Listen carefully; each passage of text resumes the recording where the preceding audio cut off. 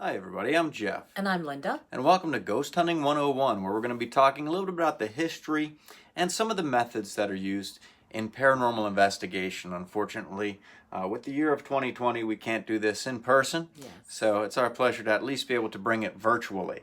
Uh, Ghost hunting, when we trace it back to the first perhaps paranormal investigation recorded, it goes way back to 74 BC. And this was a man, he was a philosopher named Athenodorus.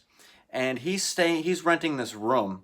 And every night he would wake up to this man that would come out to him in chains. And he'd wake up, he'd see this man standing there in his room just rattling these chains around. And he'd be startled, but the guy would walk out of his room, and of course he wouldn't follow him. Right. So he decides this is a mystery. This guy is showing up here every night. What's going on? So one night he follows this guy. He follows him out to a courtyard where the man in chains, the spirit in chains, disappears. So right at the spot where this man disappeared, Athenodorus, he believes that perhaps there's a reason for that. Perhaps there's something there that this specter wants me to find. So what he does is he starts digging right there in the courtyard and ends up finding these bones, this skeleton bound in chains. So this is perhaps, like I said, the first documented paranormal investigation ever. Wow. That's amazing. There is also the story of the Witch of Endor from the Bible that is a little bit of has a paranormal twist to it as well. Absolutely, absolutely. Now, with the Witch of Endor, it happens in 1 Samuel 28. Now, in this time, King Saul, he exiles all the witches and wizards from the land, banishes them. And him and his sons, they're getting ready to go into battle with the Philistines. And at this point, God has turned his back on Saul because Saul has been disobedient.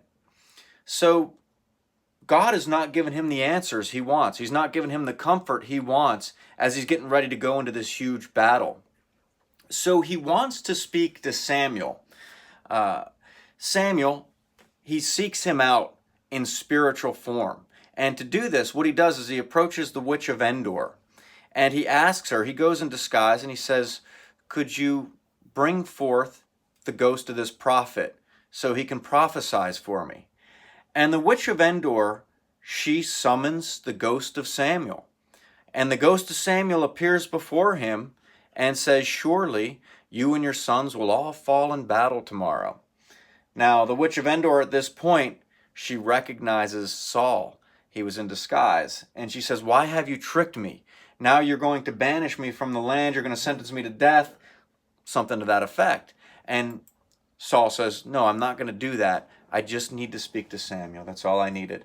So this is another incident that's actually in the Bible where it talks about a ghost coming forward and prophesizing. A lot of people have different theories on this. Some believe it was the devil at work. Some believe it wasn't really the ghost of Samuel. But the Bible, taken literally, it does say that this was indeed the ghost of Samuel. Right, and the Bible does make certain distinctions between what would be considered a devil or a demon of some sorts and other spirits as well. Absolutely. It makes those distinctions. So, That's right. fascinating story, not only because it's from the Bible, but also because it illustrates how a spirit comes back from heaven. It's already in heaven. Right. And yet it comes back from heaven because it's summoned. Well, when Samuel was summoned, he even said, why did you disturb me? Right. So whether he was in heaven, whether he was in some kind of a slumber, we don't know. But he was conscious that he had been disturbed. He had been brought back from death to answer this question. Right. Yeah. That also brings up the Fox sisters. Now, the Fox sisters were a pair of sisters back in the late 1800s who were one of the reasons why there was a rise in what they call the spiritualist or spiritualism movement. And this basically says that people can communicate with the spirits of the dead. And the reason why they sort of gave rise to this was because they were supposedly mediums. They lived in this house and they were haunted by this spirit. It would knock on the walls at night while they're trying to sleep. Eventually, this spirit kind of led them down to the basement where they decided that there was something in the basement that the spirit wanted them to find. And they ended up finding that there was the dead body of one of the previous owners stuck in the wall. And it was the spirit of this dead man that was trying to tell them, hey, I've been murdered and put into the wall here. Now, because of their ability to communicate with the spirits this way, they started touring the country. They became somewhat of celebrities around the country, and they started sort of showing how that they could communicate with spirits, and they started seances and things. That's when there became this huge rise of seances in the country, and it was sort of a fascinating time because it seems that whenever there are any major wars in the country, that's when the spiritualism sort of has this it sort of gets revamped. People are really wanting to speak to their dead relatives and people that are perhaps dead from war, and they want to say one last goodbye to them.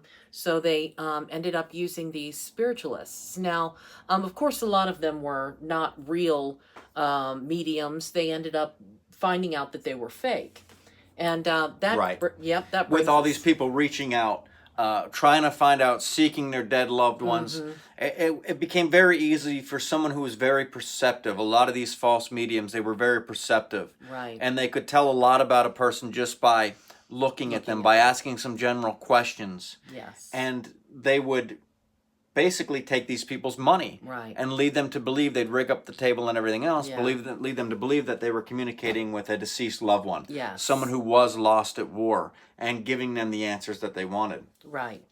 Yes. Now that gives rise to the Ghost Club. The Ghost Club was formed in London, correct? Yes, in 1862, and this included some prominent members. Charles Dickens was a member of it. Sir Arthur Conan Doyle was a member. And this was one of the first groups that tried to bring in some scientific methods. They tried to come up with methods for paranormal investigation that would either debunk the claims or prove beyond a shadow of a doubt that Right. they were paranormal, that they were paranormal in nature, that there was something there. And out of this club came men like Harry Price. Harry Price was one of the first persons to use the term ghost hunter. He was even had a book out about where he used that term. And he, like I said, one of the pioneers. He used a lot of interesting methods. He thought outside the box. He would use a bowl of mercury to detect tremors. He'd put felt on the bottom of his shoes to keep silent during EVP sessions. He'd use recorders. He'd set up video cameras and still cameras and rig them to snap pictures of something move throughout the house. But what he also did that was very important, he really knew how to deceive people. He knew how to go out on stage and basically tell somebody he was communicating with their past loved one. Tell these people information, and they'd be so shocked. How does he know all this? Yeah. Then he would explain it. He'd say, well, I'm not communicating with the spirit. I actually figured it out by A, B, C, and D, by being perceptive. And he came about and he said, this is what mediums do. He said, a lot of these people that are out there saying they're mediums, they're not. They're deceiving you. Right. So he debunked a lot of these mediums that were going around taking people's money. But not only did he do that, he also came up with some significant tests, and there were a few people that he was able to say, look, this ability of mediumship does exist. Yes. Psychic abilities do exist, because he had this basically impassable test that if you weren't a medium, there was no way you were going to get through it. Yeah, yeah. So there were actual mediums that he found. They were just more rare than what people were making out. I Absolutely. suppose. Absolutely. And that brings about, with all this stuff that's going on, and this is kind of, the rest is, as they say, history. You know, in the 50s and 60s, sci-fi became more popular, and Right. ghost stories and horror movies, and of course with cable TV, you know, in the late 90s, early 2000s, they started coming out with the Right. ghost hunter shows and brought it to a broader audience, people that were like amazed that these people are out there looking for ghosts and the techniques that they use and everything else. Yeah.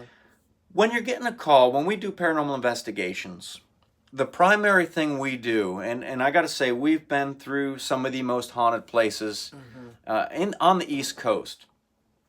But a lot of the investigations we do now are residential investigations. Right. People call us out to their house because they have something strange going on, Mm-hmm. something they can't explain.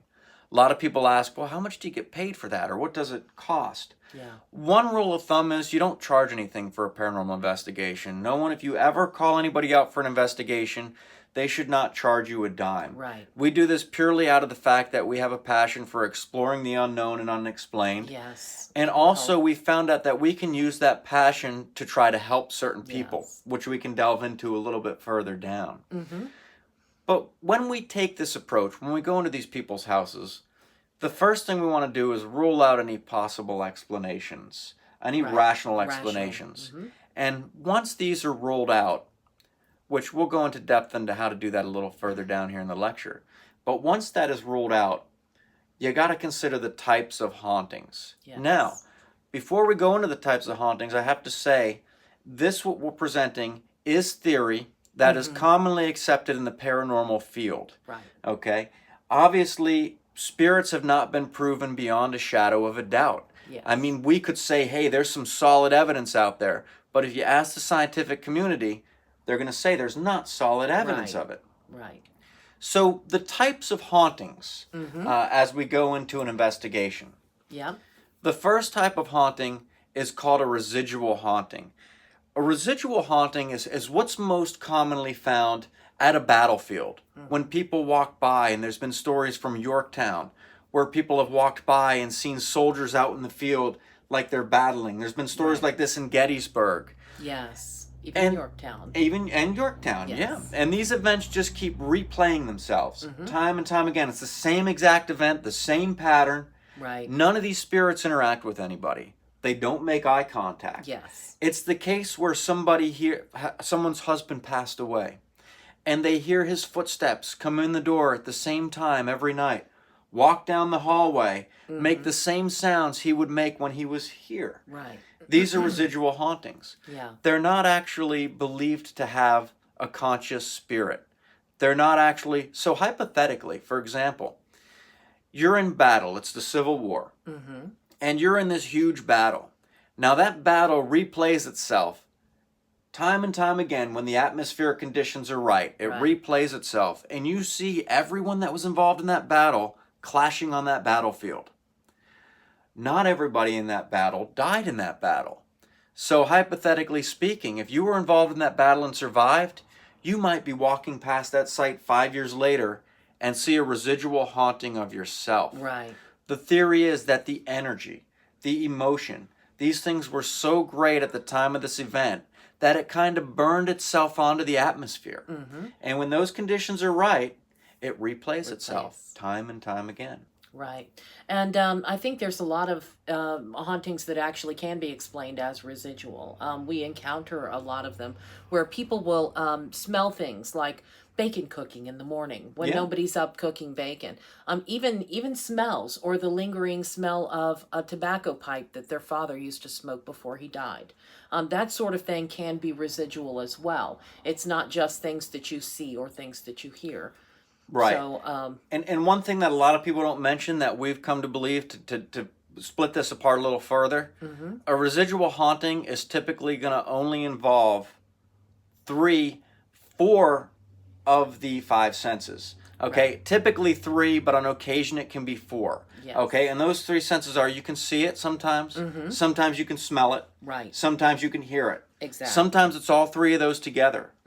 But other times you can taste it. And this would be, for example, where you're walking into a kitchen, no one's cooking bacon, but you can smell it so strong that you can literally just kind of Almost taste taste it. that bacon in the air. Yeah. So these are types of residual hauntings. If something is touching you, if something is making contact with you, it's most likely not residual, which brings us to our next type of haunting. Right. These are intelligent hauntings. And by intelligent haunting, we mean that there is some spirit at work here, whether it be a human spirit who was passed over and decided not to go beyond the veil or up to heaven, wherever you believe that they go, or whether it's some sort of a spirit like a demon. There are many different types of intelligent hauntings. Like I mentioned, there's the human spirit that stays behind, normally because they have some sort of unfinished business. The spirit of a young mother may stay behind because she wants to look out after her children. The spirit of a man may stay behind because he feels like he's leaving his wife kind of in a bad situation by dying. So these are often tragic endings for a person's life. Most of the time, they seem like they're kind of sudden and unexpected deaths that cause a person to stay behind. But not always. That's not always the case. Now, we also have things like poltergeists. And poltergeist, there's a lot of questions surrounding what a poltergeist actually is. Some people claim that a poltergeist is just a very noisy ghost. That's indeed what the word poltergeist means in German, I believe. It means noisy ghost. Some people in recent years have theorized that a poltergeist is actually an entity that is manifested from the human psyche. Most of the time when people experience poltergeists, there is usually a female and usually an adolescent in the household. For some reason that they theorize that the hormones and the emotions and suppressed energy that the person carries with them can give rise to this sort of entity. And it's normally when the person has some sort of psychic powers, perhaps that they don't even know that they have. But oftentimes a poltergeist will be targeted against the parent or another sibling that they dislike the most as well. They're known to bang cabinet doors and, open and close the refrigerator, open and close regular doors throughout the house, and just basically make a lot of noise. So then that brings us to demons. Demons are one of those things that there's a lot of different theories as to how they came about. And there's a lot of question as to what they are. Demons, as we believe in one school of thought, is that demons were brought about by Satan or Lucifer when he was cast out of heaven. And when he was cast out, he came down and sort of formed his own army. And this army is his demons. And these things basically walk around the earth and try to cause chaos and destruction and pain and suffrage wherever they can. And I think that the media nowadays makes it out like there are far more demons in the world and people are experiencing far more scratching and growling and things of that nature than they actually do. In the 6 years I've been investigating with you, I can only say maybe on one hand the number of times that we've encountered something that we thought was demonic. And these are also difficult to get rid of because it doesn't necessarily take just being a member of clergy. It doesn't necessarily take one method or another. It seems to be the faith of the person that is performing the cleansing to try to get rid of it. And there also sometimes has to be a little bit of a change of lifestyle and a change in the way a person thinks to be able to get rid of a demon. Right. A little bit of growth with Yes, that person. absolutely. And this, when you get into demons, this is deep. It is. We're actually putting together a whole nother lecture Right. where we're going to just focus on this because people have no idea about some of the stuff that's out there. Right. Really don't. No. And what's interesting too is how a human spirit can easily be a demonic spirit. It may appear as a human spirit. Yes. And the most common case seems to be with children's spirits. Right. Someone Children. will see a child spirit, and this is for two reasons. Because they're less intimidating to some people. Yes. Where with me, I don't know why, but I mean, the idea of a child spirit is a little more freaky than like an creepy. adult spirit. Yeah. It is. It is. A little voice echoing through the hall and stuff like that. Not to Yeah. be mean, but it's creepy. That's why they make so many movies about it. Probably from that movie The Shining. It probably is. The two girls, yeah. Yeah. But the thing is, this child will appear often if there's another child in the house, a living child. Mm-hmm. And it will try to gain trust with that child. Children talk about imaginary friends, which Right. sometimes are not imaginary. Yeah. And this child will invite them in. And they'll use that as a doorway to come in and wreak havoc on the house. Right. They're not actually, and I'm not saying this is all the time, but I'm saying in a lot of cases, Yes. it seems that they're not actually the spirit of a little girl. It seems that when this child spirit appears, someone will welcome that child spirit into the house, feel sorry for that spirit, try to interact with it. Right. And then next thing you know, they're calling us up saying, this is where it started, and I'm in a very bad place right now. Yeah. That has happened quite a bit. Yes, because demons don't have their own true form. They don't have any corporeal form. They basically take on other forms. They can even influence somebody's mind into believing that they look a certain way. And they can cause somebody who is being what they say demonically oppressed to believe that they're seeing this creature with a bull's nose and horns in the corner, when that's not actually what the demon looks like per se. That's just what they want you to think that they look like. Right. So they want to strike fear, break you down. And sometimes they can appear as light. Sometimes they can appear as a foggy darkness, just sort of a blackness. They appear in all different forms. So they're really hard to trace, really hard to detect. They tend to hide whenever somebody comes to try to discover if they're there and what the case is.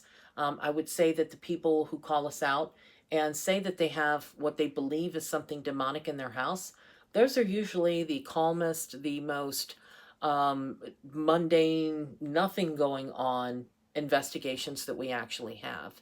And we believe that it's because these demons probably hide from us if they do truly exist in that house. Absolutely. So, absolutely. And even the other type of intelligent haunting is considered to be a shadow figure. Yes. Now, keep in mind, there's a thin line, and we'll tell you in a minute how to gauge whether it's intelligent or residual. But there is a thin line, and there's also a thin line between the types of intelligent hauntings. Right. A shadow figure, just because, and people disagree with me all the time. They say, no, if it's a dark shadow figure, it's evil. No. We've had several cases where nothing bad was happening, but they experienced shadow figures, and it didn't seem like they had ill intent. The house did not have the same feel as houses that had a negative entity, and the people were not experiencing any negative side effects. They were just seeing these things. Yes. On another hand, there have been houses where there's been shadow figures, and people had all kinds of things happening, getting dragged out of bed and scratched and everything else. Yes. Shadow figures are a mystery. They are. They really are. They could be demonic in certain cases. They could be human spirits that perhaps don't have the energy to manifest into a full apparition, and all you can see is their silhouette. Right. But there's also the theory, and this is something to delve into in a whole nother lecture, because it's another type of thing that we investigate. There's also been the theory that some cases of shadow figures are actually extraterrestrials. We'll leave it at that, because we don't want to get too off of the ghost hunting 101 onto the UFOlogy. Right, that's exactly right. And the last kind that I'll just touch on a little bit, because it's perhaps the one that's least known, is things that they call, like earthbound or dimensional creatures. And these are creatures that can pass from one dimension to another. And they include things like gnomes and fairies and pixies and, just all kinds of different little things like that have been in books and in cultural folklore for generations and generations, hundreds of years. But we still kind of group them with the rest of this because it is some sort of creature, some sort of entity. That we don't know. Yes, that to has what extent. some sort of paranormal powers to it. So, Right. Lots of different kinds of hauntings. Yeah, and the difference, the ultimate difference is, the questions to ask to determine if it's residual or intelligent. Right.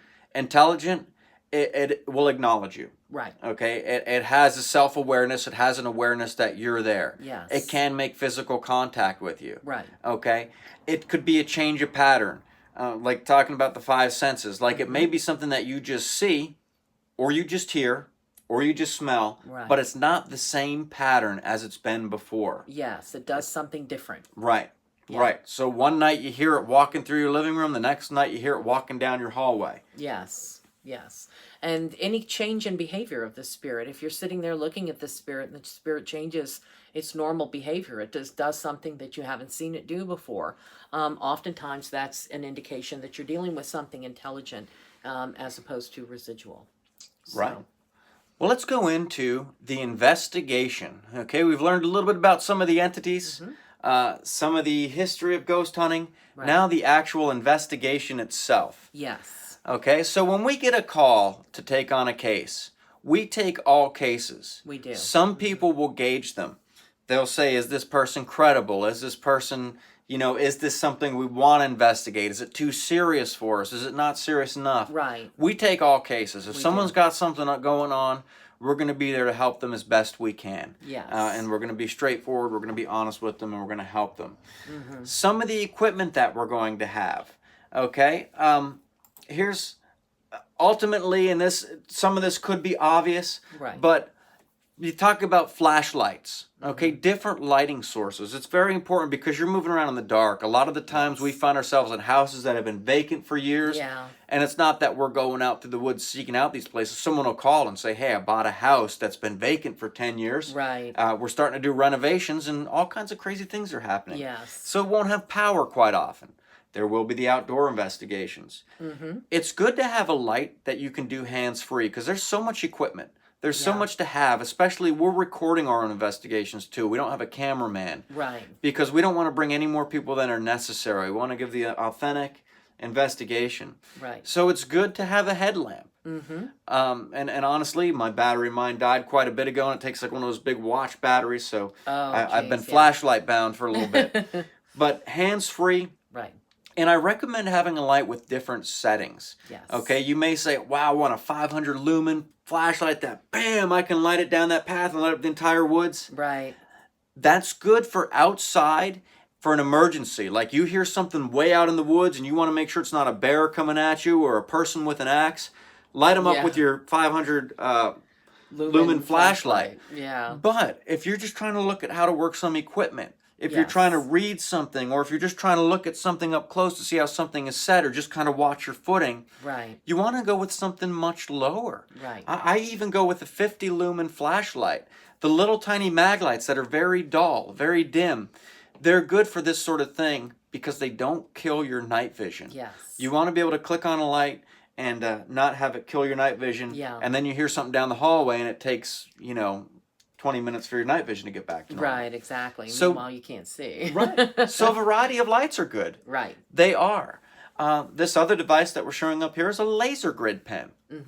And what this does, you project it on a wall and it will put out a laser grid. Yes. Okay, you have a camera on this wall, on this laser grid, and it helps you better detect if there's movement. The laser grid the dots, of course, will kind of light up the 3D of whatever figure is standing there. Someone's standing there in front of it. You can detect the movement easier with the laser grid. Right, right. And the last basic thing, or one of the basic things I should say, is actually a two-way radio. Yes. Two-way radio. Those are important. To keep in communication, okay? Those are some of the basics, some of the things that you've probably seen a lot. Now, let's talk about some of the things that we use on the investigation. Of course, a digital voice recorder. Right. That's probably the most common thing. Yes. And really, if you want to do an investigation, people say, where do I need to get started? A digital voice recorder. Yeah, that's about it. That's really it. Maybe a Go camera. out for yourself. A camera's good to document, but go out for yourself if you want to get started into it and see what you can get. Find the evidence for yourself. Don't worry about what other people think. Right. Find it for yourself. But a digital voice recorder is good because it was Edison, theoretically, who talked about coming up with a device that could be so... Yeah. Yeah, and they said that he was working on one, which was never found, but it was kind of one of those theories. But he said that this device is so sensitive, it could actually pick up disembodied voices. Right. Which the recorder can do. Yes. One of my favorite pieces of evidence is an EVP, which stands for Electronic Voice Phenomenon. Yes. And those are my favorite kind because you know there was nobody there in the room, yet you hear this voice. Another device that we use would be perhaps the spirit box, which we use in conjunction.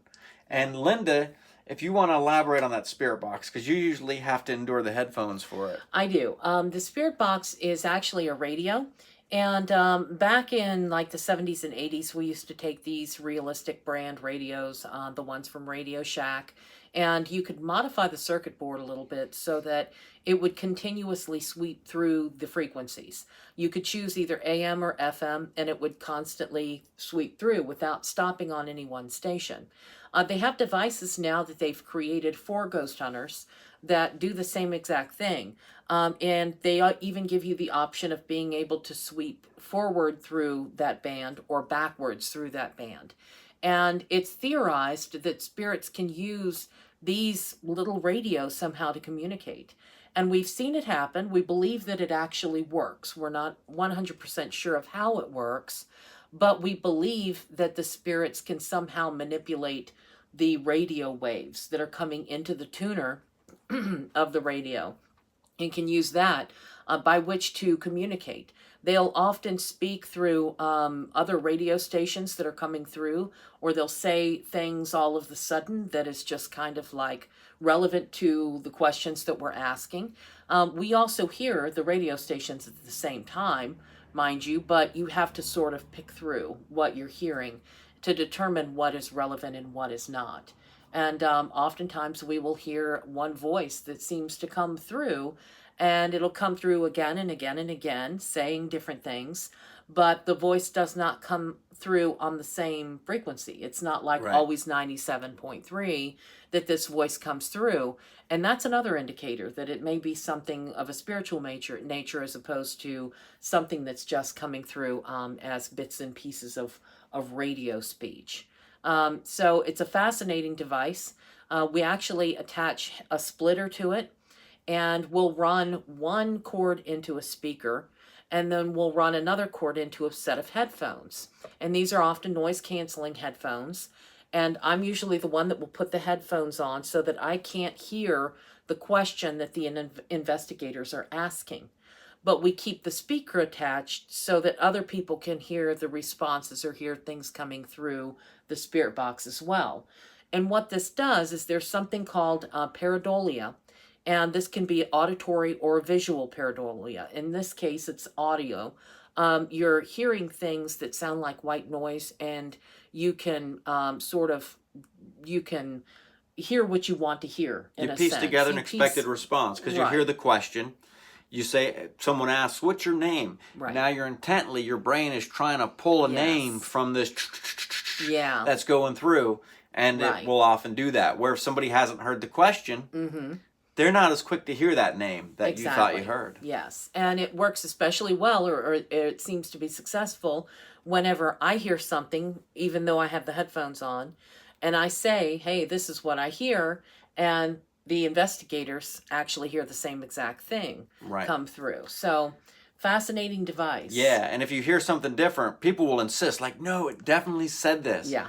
But think about it. About a year or two ago, there was that Yanni or Laurel thing. Oh, if you haven't heard of that, Google it. Oh, the Yanni or Laurel. People would play this, and certain people would hear Yanni, other people would hear Laurel. And they would insist, no, this is what it was saying. And we found a way to kind of manipulate it where we could hear both. But it's interesting the way the brain works. It really is. It is. Another device, though, we like to use various devices that the spirits can actually interact with, light up to let us know that we're there. Yes. Now, what we do is we use EMF detectors. And one of the most common ones that's commonly known as a K2 meter, so we incorporated that into our toolbox. Right. What we do when we get to the investigations is what's called a baseline sweep. So we find out, we go around with these EMF detectors during our baseline sweep, and we'll try to find out where all the spikes are. Now, these spikes are given off by electromagnetic fields. Right. Comes from electricity, appliances. Yes. If there's an air conditioner or a fan or a router, these things will go off the chart. Right. So we find out where all these spikes are. Okay? And the reason is it's twofold. If the EMF levels are too high, and the person, part of their reports is, ever since I moved in here, I've been feeling dizzy, I've been getting lightheaded upstairs, I feel like there's something affecting me, could be the EMF levels. Right. It could be overexposure to that. A theory is that spirits can use these electromagnetic fields to manifest. Yes. So is there a high field in the area where the spirits are manifesting? The third thing is that spirits are believed to give off these electromagnetic fields. So the EMF detectors are supposed to pick up if there's a spirit present. Right. Now, we do get some stray spikes with these. We do. But the argument has come about, and I know I made this argument, and then actually I was just looking up something, reading something the other day, and I realized someone else made the same argument. Yeah. Where if I take the EMF detector and put it up to myself, it doesn't go off. Right. So if it doesn't go off when my spirit is in my body, why will it go off when my spirit's out of my body? Right. You know, so who knows? We still use them. We experiment with them. Certainly. The K2 meter itself, though, is very sensitive. That will spike at times when the tri-field meter or the other EMF detectors aren't picking up anything. Exactly. Yes. Is it possible that the spirit is actually manipulating that one device? Or are they able to get in there and affect the electronics somehow? In the paranormal, anything's possible. But what we're looking for are intelligent responses. Right. We're looking for some correlation, not just random spikes here and there. Now a spike with some kind of secondary evidence. We'll also measure the temperature. Yes. If the temperature drops and we get a spike at the same time, hey, maybe there's something there. Right. If there's a, another thing we'll do is we'll measure for carbon monoxide. Yes. Because we want to rule out any possible explanation. We'll take a carbon monoxide detector through. Right. Because there have been cases where people were exposed to carbon monoxide in their house and seeing ghosts. Yeah. So we want to rule that out. Yes. So these are some of the devices that we'll use, both through our baseline sweep and through the course of the investigation. Right. We also use various different types of cameras. Not only just a normal digital camera to be able to do the baseline pictures.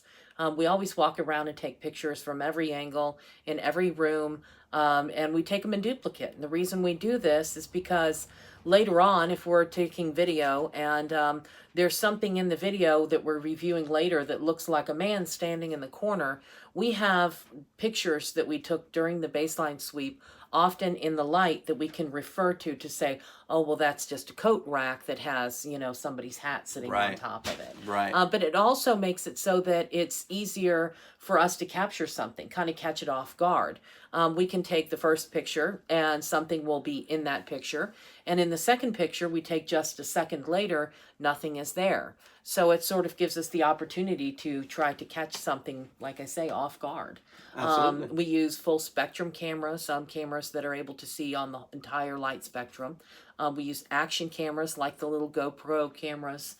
We use a digital system, like a surveillance system. That we have 4 cameras that we run, and they often have night vision with them as well, and those surveillance systems. So, lots of different cameras. So we show up to the investigation, and if for a good example of this, if you ever get a chance to check out our videos, it's called the Virginia Paranormal Case Files. Yes. And these are basically down to earth what really happens during a paranormal investigation. It's like watching a documentary maybe. It's not the stuff that you see on TV where people are jumping and there's music playing in the background. Yeah. It's basically us going through the investigation, talking about what we do, explaining it as we do it. Right.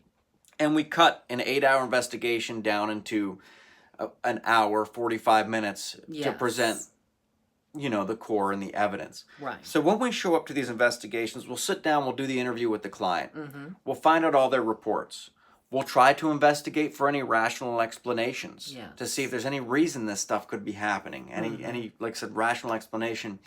And then we'll do our baseline sweeps, baseline pictures, and we'll also monitor the temperature, the baseline temperature, to see if there's any fluctuations in that.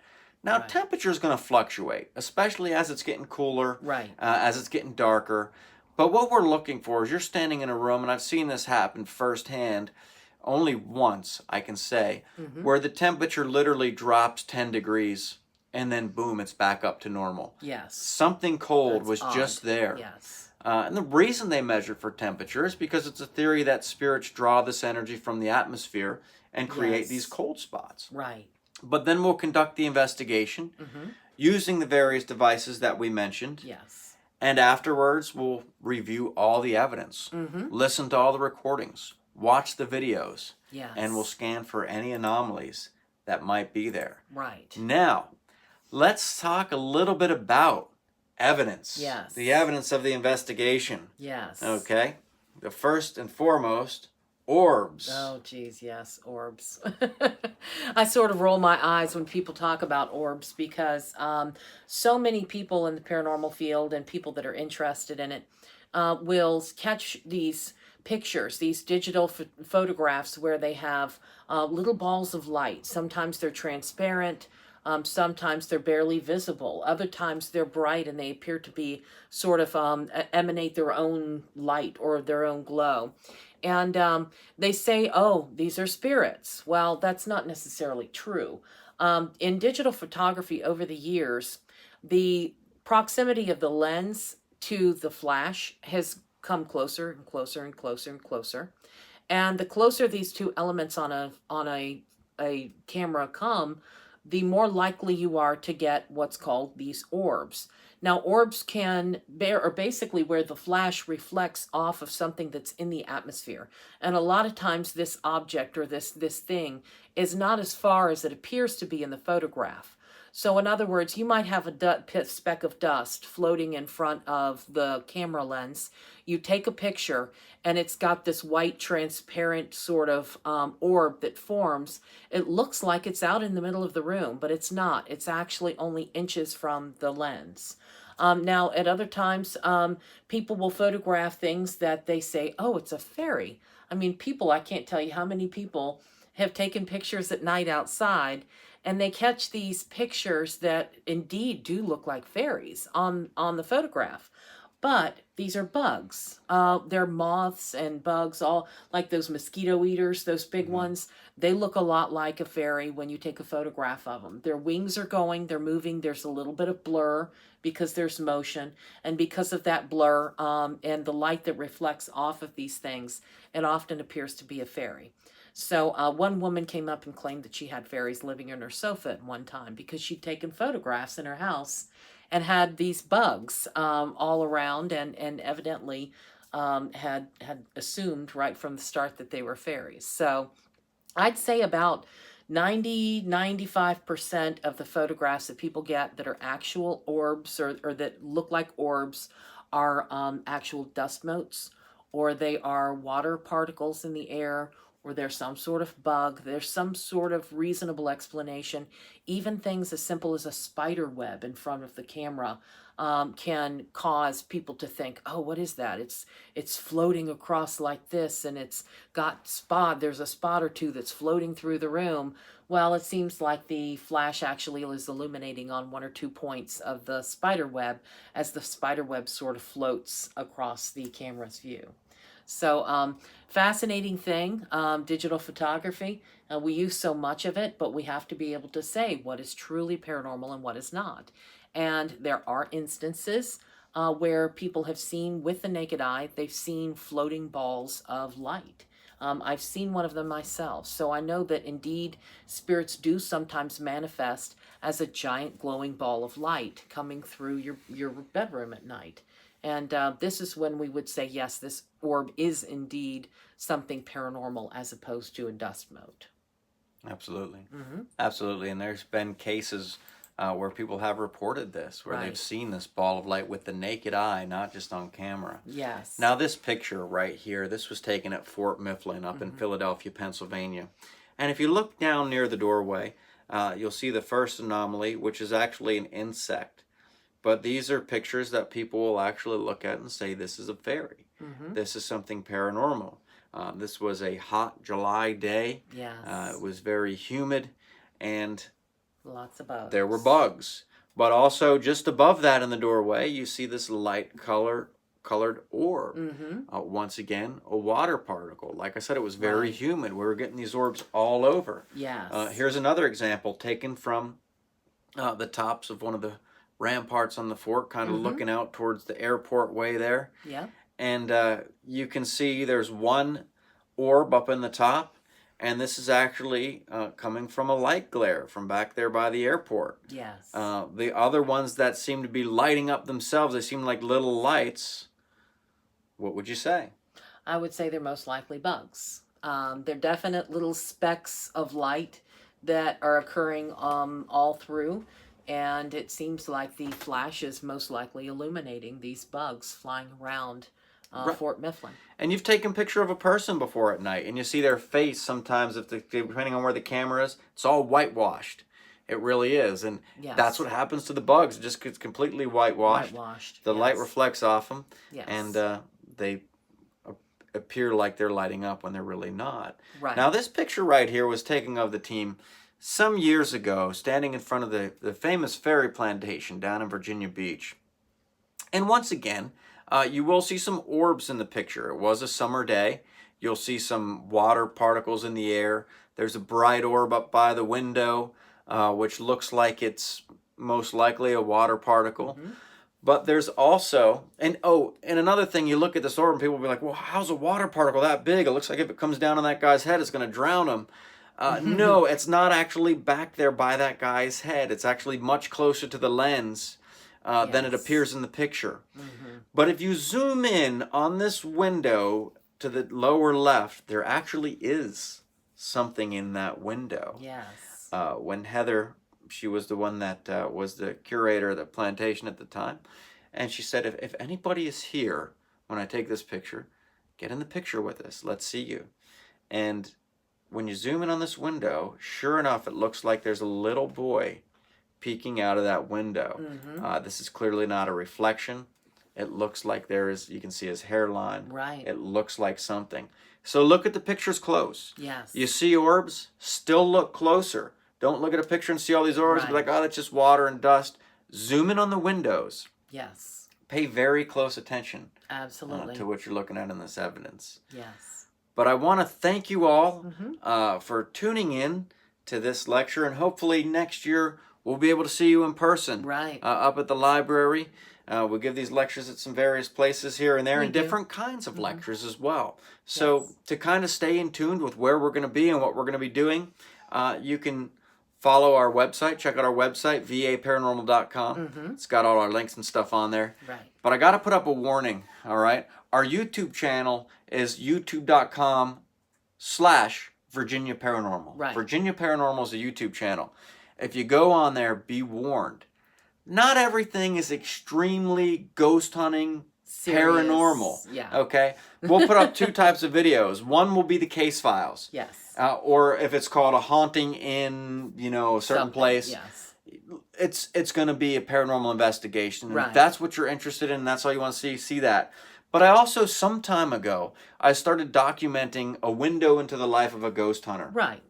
And said, for fun, just for us to look back on and laugh and talk, and just to show people that might be interested what goes on, let's just run video throughout the entire adventure, throughout the entire weekend, throughout the entire trip, and just show people basically what life is like on the road. Right. That's where gas grub and ghosts come in. So if you happen to click on a gas grub and ghosts, be forewarned, you're not going to know what in the world you're watching. And if you got somebody that doesn't like ghost hunting, you're the person that's like, oh man, I wish my significant other would sit down and watch paranormal investigations with me, but they won't.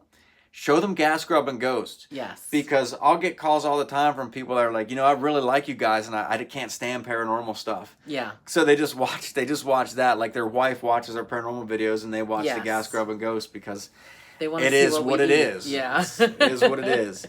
Yes. But thank you for watching once again, everybody. If you post your comments, your questions down below, we normally do a Q&A at this point. Right. If you post your questions down below, we'll do our best to respond, to answer to any of the questions, and just give us some time because it may not be immediate, but we'll do our best to check back on this video over the following weeks and try to respond to some questions. Right. Well, thank you for joining us. Yes. And everybody, have a good night.